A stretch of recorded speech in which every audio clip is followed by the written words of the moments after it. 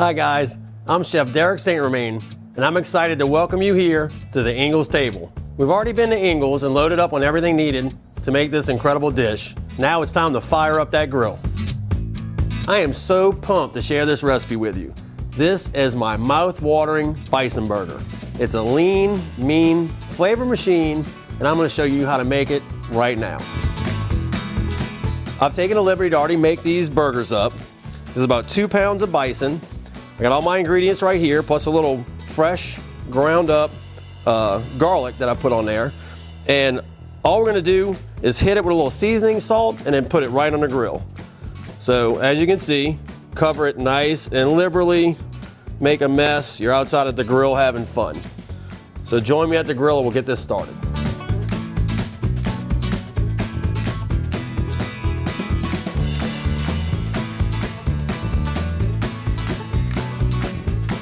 All right, so look at these beautiful burgers, man.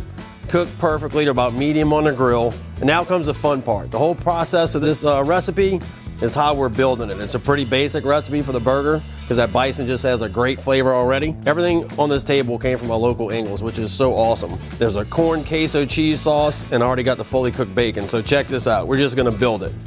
We're gonna do on a classic brioche bun.